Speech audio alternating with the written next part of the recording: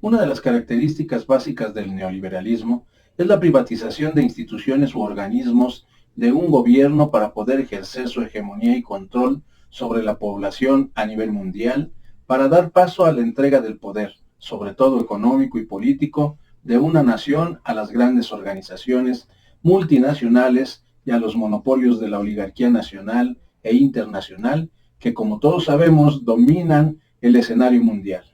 Esto quiere decir que las privatizaciones de los principales recursos naturales e instituciones sociales de las naciones pasan a manos del capital privado sin que esto afecte ni se modifiquen las constituciones de manera sustancial, ya que en muchas ocasiones lo hacen solo modificando leyes reglamentarias secundarias que están por debajo de las constituciones, que son el objetivo para beneficiar a la clase económicamente dominante.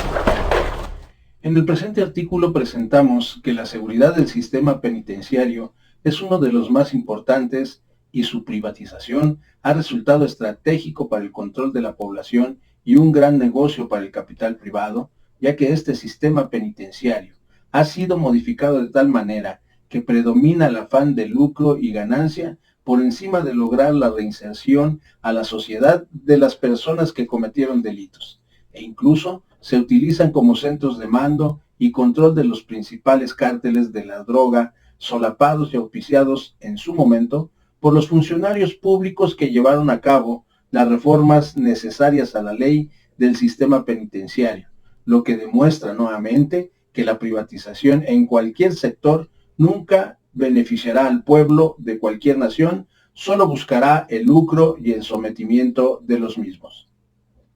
El sistema penitenciario en México atraviesa un momento crítico. Los graves problemas de sobrepoblación, acumulamiento, autogobierno, prácticas de tortura y tratos crueles, inhumanos y degradantes son comunes pese a las diversas recomendaciones de organismos nacionales e internacionales protectores de los derechos humanos. La masacre, por ejemplo, acontecida en el Cerezo de Topo Chico, en el estado de Nuevo León, en febrero del 2016, en donde 49 personas perdieron la vida y 12 más resultaron heridas, y sobre la cual la Comisión Interamericana de Derechos Humanos realizó un pronunciamiento. Es la muestra más reciente y representativa de las múltiples violaciones a derechos humanos que ocurren cotidianamente en los centros penitenciarios. Esta realidad se da en el contexto de una profunda crisis de los mencionados derechos no reconocida por el gobierno, diagnóstico que ha sido reiterado por diversos organismos internacionales. En su posición de garante de los derechos de toda persona privada de libertad, definidos en los artículos 1 y 18 de la Constitución Política de los Estados Unidos Mexicanos, el Estado no ha cumplido con sus obligaciones de respeto y garantía en materia de derechos humanos de la población que se encuentra en reclusión, sea en prisión preventiva o en ejecución de sentencia, así como de sus familiares, ni con las obligaciones de prevenir, investigar y sancionar las violaciones de derechos humanos que les afectan. Según el Instituto Nacional de Estadística y Geografía, INEGI, de 2007 a 2014 en México se contabilizaron 164,000 homicidios, una cifra más alta que en Afganistán e Irak, sin una situación formal de guerra. Con base en la Encuesta Nacional de Victimización y Percepción sobre Seguridad Pública 2015, en VIPE, del mismo instituto se puede resaltar los siguientes datos. A nivel nacional ocurrieron 41,655 delitos por cada 100,000 habitantes y se registraron 28,200 víctimas por la misma cantidad de habitantes durante 2014, es decir, que 28,2% de la población fue víctima de algún delito durante ese año. En 2015, el 73,2% de la población mexicana se sentía insegura en su entidad federativa. Como podrá observarse, estos datos duros son parte de la corrupción de los sexenios de Felipe Calderón Hinojosa y Enrique Peña Nieto. Aunado a esto, debemos precisar que el 40% de las personas privadas de la libertad por cualquier delito no tienen sentencia definitiva, lo que nos lleva a pensar que solo en este esquema se necesitan llenar las cárceles de presuntos delincuentes y buscar un lucro en ello, pero sin perder de vista que todo esto se encuentra vinculado al modelo neoliberal de privatizaciones y corrupción, siendo estos elementos propios de la deformación ideológica capitalista. Un ejemplo claro de que las privatizaciones dentro de un sistema de carácter neoliberal solo sirven para buscar beneficios económicos solo para las empresas privadas es precisamente el tema que nos ocupa, la privatización dentro del sistema penitenciario en México. Esto es porque desde que se llevó a cabo la privatización, la población carcelaria en México aumentó de manera alarmante durante el sexenio de Felipe Calderón Hinojosa y Enrique Peña Nieto. México llegó a ocupar el nada agradable lugar número 7 del ranking mundial al llegar a tener una población carcelaria de 255.638 internos en las cárceles mexicanas, es decir, 214 internos por cada 100.000 habitantes.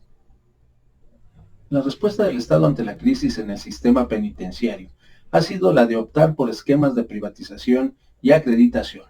La promoción y adopción de estos modelos, lejos de ajustarse a una política pública sustentada en diagnósticos confiables y basados en evidencia, se han convertido en acciones poco transparentes que, además, se dan en un contexto de corrupción en el sector de la construcción, incluso originado desde la legislación.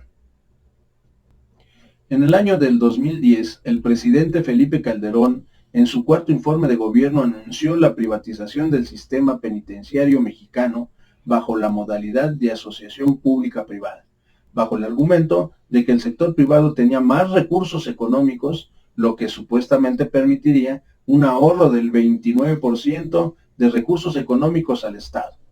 Como se puede apreciar, es un gran negocio, donde los empresarios privados ven solamente el dinero que obtienen, ganando con o sin reos, ya que cobran igual en un penal que tenga 400 o que tenga 2,000. El contrato se realizó tomando en cuenta la capacidad total de cada cárcel, esté al tope o no.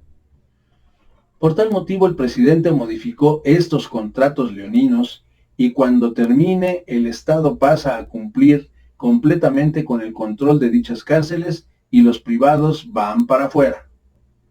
Los pagos realizados durante la vigencia de cada uno de los contratos se llevarán a cabo de manera mensual en su totalidad, con independencia del número de personas privadas de la libertad que lo ocupen. Es decir, si un penal tiene 100 personas, se paga lo mismo que si tuviera 2,000 personas. Dichos contratos fueron signados durante la administración del presidente Felipe Calderón, cuando Genaro García Luna fungía como secretario de Seguridad Pública. También se acordó una reducción del 15% en los pagos anuales que el gobierno destina por concepto de manutención de los centros. Informe presentado por Rosa Isela Rodríguez, secretaria de Seguridad y Protección Ciudadana, revista Forbes, 23 de abril de 2021. Es importante destacar que el conjunto del sistema penitenciario colapsa, entre otras razones, por apartarse de los principios enmarcados en la Constitución.